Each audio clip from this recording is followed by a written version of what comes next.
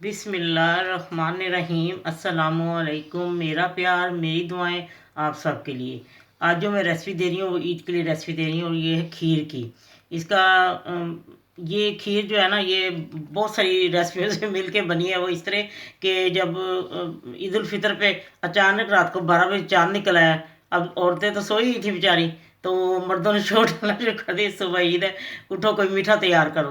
तो बहुत सारी मतलब मेरी फैमिली जो है उन्होंने मुझे फ़ोन किया, हमें कुछ बताओ हम क्या करें। दूध भी वो दूध सुबह लेके आएगा और मीठा हमने तभी बनाना है। इतने लोग परेशान, बहुत सारी फैमिली ने मुझे फ़ोन किया। तो फिर मैंने किसी को कुछ बताया, किसी वो सब ने जब बनाई तो वो सबको बहुत पसंद आई। अब ये है कि जब मैंने उन सारी रेसिपियों को इकट्ठा किया तो एक ऐसा जायका बना के मैं आपको बता नहीं सकती। ईद पे हमारे यहाँ मेहमान आए हुए थे, उन्होंने जब खाई उन्होंने कहा ये इतनी टेस्टी खीर हमने तो आज तक खाई नहीं, ये है क्या। मैंने कहा पहले बताएं इसका नाम क्या रखें। सोचते रहे, फिर एक ने कहा इसका नाम रखें खीर दिलगीर। और वाकई आप जब इसको बना के खाएंगे तो आपको पता चलेगा ये खीर कितनी टेस्टी है। इसके लिए मैंने 2.5 टेबल स्पून राइस लिए थे और उनको मैंने रात भर के लिए भिगो दिया था। और फिर उसको हाथों से ना इस तरह मसल मसल के, ये देखें सारा मैंने मसल, क्योंकि इतने ज़्यादा वो गल चुके थे तो इसको मैंने बहुत ज़्यादा इसको हाथों से कर लिया है। अब मैं आपको बताती हूँ, 1 लीटर में दूध लिया है और ये राइस है। अब मैं आपको बताती हूँ साथ साथ जो जो चीज़ें डलती जाएंगी ना, जो जो मैंने सबको बताई थी वो सबको एक मिक्स कर लिया। फिर आप देखते हैं क्या क्या बनता है। अब दूध उबलने के रखती है 1 लीटर और ये मैं उसमें डालती हूँ, मैं आपको दिखाती हूँ, ठीक है। हाँ जी, लीजिए दूध, 1 लीटर दूध गर्म हो चुका है। ये इसमें अब मैं ये डालती हूँ और फिर आपको मैं बताती हूँ और मैंने क्या क्या डालना है। जो जो डालती जाऊँगी मैं आपको बताती जाऊँगी, ठीक है। ये देखिए दरमियानी आंच में मैंने इसको पकाया। अब मैं इसमें जो है इलायची पाउडर वो भी डालूंगी। अगर आपने रात को चावल भिगो दिए या बहुत ज़्यादा घंटे पहले तो फिर चावलों पर इतनी मेहनत करने की जरूरत है, उसको बाद उबाल के भी कर लेते हैं। तो ये देखें, मैंने इसको पकाया है ना, ये देखिए चावल कैसे घुल गए हैं। साथ साथ चमचा फेंकते जाए वो खुद ही घुल जाते हैं अगर ज़्यादा देर पहले भीगे हों। तो वैसे भी चावल थोड़े से तो आने चाहिए ना, उनको जायका पता लगे चावलों के। अब मैं इसमें 1 टेबल स्पून भर के इसमें मैं नारियल कोकोनट डाल देती हूँ, ठीक है। अब मैं इसमें चीनी डाल देती हूँ और जो जो चीज़ें डाल दी जाती है फिर मैं आपको बताती जाती हूँ, ठीक है जी। ये देखें कितनी गाढ़ी हो चुकी है। अब इसके ये इस तरह गाढ़ी नहीं रहेगी, मैं आपको बताऊंगी और इसमें क्या डलता है। अच्छा, मैंने 2.5 टेबल स्पून चीनी डाली है। ये यहाँ पे वैसे भी चीनी मीठी है, और लेकिन ये है कि मैंने जो और चीज़ें डाली उससे भी काफ़ी मीठी हो जाएगी खीर। आपने अगर ज़्यादा डालनी है तो ज़रूर डालें, तो मुझे इससे पहले बताना याद नहीं रहा।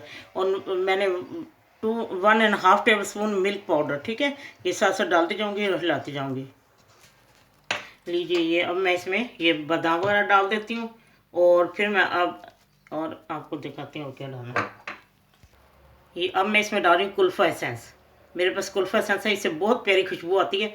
और ये खाने वाला ये कहता है जैसे हमने ना आइसक्रीम खा रहे हैं, कुल्फ़ा खा रहे हैं, बहुत मज़े का।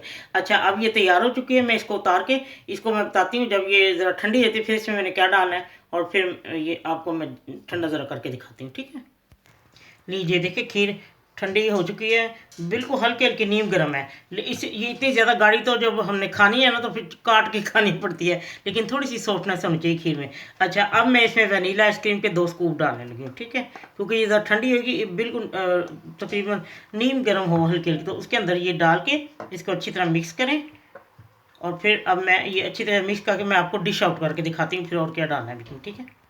ये देखें, जब आप इसको डिश आउट प्लीज़ मट्टी के प्याले में मेरे पास छोटी भी है, मैंने छोटी है, लेकिन मैं ये चूँकि बड़ी में भी एक डाल देती हूँ ताकि अगर किसी ने बड़ी प्याले में डालना है, मिट्टी के प्याले में। इसको मैंने 4 घंटे पहले भिगो दिया था, ठीक है। और अच्छा, ये अगर आपके पास केक रस है तो केक डाल दें, अगर आपके पास केक है तो केक डाल दें, कोई बात नहीं।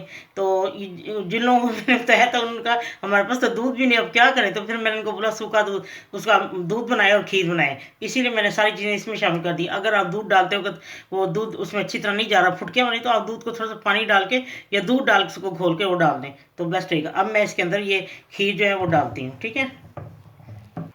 लीजिए खीर तैयार है और इसके ऊपर मैंने बादाम भी डाल दिया और ये नारियल जो मैंने रंग के रखा हुआ है। लीजिए खीर दिलगीर का मज़ा लीजिए। ये केक जब खाने वाले वो खाएंगे ना तो उनको समझ नहीं आएगा इसमें है क्या, इतने ये मज़े की क्या चीज़ है इसमें। तो आप ये सरप्राइज़ दें सबको, उनको कहें मुझे ये क्या है। तो अगर आप डिश में लगाएं तो वो इस तरह 4-5 जितनी डिश लंबी हो या जो उसमें इस तरह रख के तो ऊपर डाल दें खीर वगैरह। फिर आप देखें ये खीर का मज़ा, आपने ना ऐसी खीर खाई होगी ना सुनी होगी। खीर दिलगीर।